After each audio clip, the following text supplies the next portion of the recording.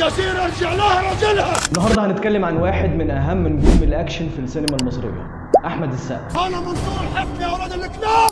كلنا عارفين انه عمل افلام كتير على مدار مشواره الفني، منهم اللي كان ايقونه ومنهم اللي كان اقل شويه في المستوى. هنرتب افلام احمد السقا من الاضعف للاقوى. مش معنى ان الافلام الضعيفه سيئه تماما، لكن مقارنه بباقي افلامه في افلام تستحق مكانه اعلى.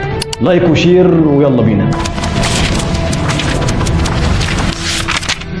نبدأ في المركز العاشر مع فيلم العنكبوت، اللي كان من أكتر الأفلام اللي الناس كانت مستنية تشوفها. للأسف الفيلم ما حققش التوقعات اللي كانت عليه. القصة كانت ضعيفة مقارنة بباقي أفلام السقا، ومشاهد الأكشن ما كانتش بالقوة اللي احنا متعودين عليها. تقييمه من وجهة نظري الشخصية 6.4 من 10.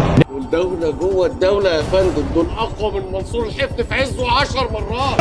وفي المركز التاسع معانا فيلم الجزيرة 2. الفيلم كان مش طبيعي، بس القصة كانت أقل شوية من الجزء الأول، ومع ذلك ما ينفعش ننكر إن أحمد السقا قدم أداء أكتر من رائع ومقنع جدا، والفيلم بالنسبة لي تقييمه 8 من 10. ورقم 8 معانا في القائمة هو فيلم شورت وفانيلا وكاب. رغم إن الفيلم بيجمع بين الأكشن والكوميديا، إلا إنه كان بسيط بالنسبة لأعمال أحمد السقا، وتقييمه بالنسبة لي 8 من 10.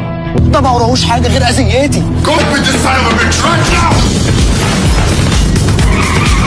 انا يوسف يا سماح. الفلوس راحت، البضاعه كمان راحت.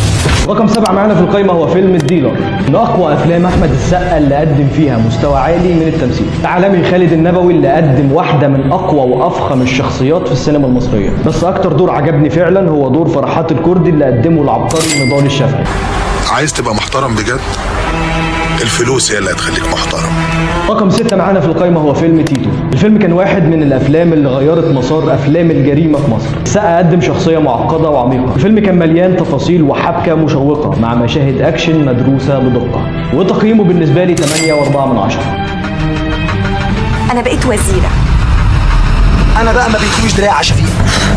تبقي وزيره، تبقي رئيس الجمهوريه، ده شيء ما يخصنيش. انا اسف معليكي. تيمور واتش يور لانجويج. كلميني عربي وحياة عمو ميمون. تعفيني بالموضوع ده نهائي. ورقم 5 معانا في القائمة هو فيلم تيمور وشفيقة. رغم ان الفيلم رومانسي اكتر من انه اكشن، الا انه معانا في المركز الخامس عشان القصة المميزة والكيمياء اللي ما بين احمد السقا ومنى زكي. انتوا عايزين مني ايه؟ عايزين نعمل منك بني ادم. اول درس هعلمك.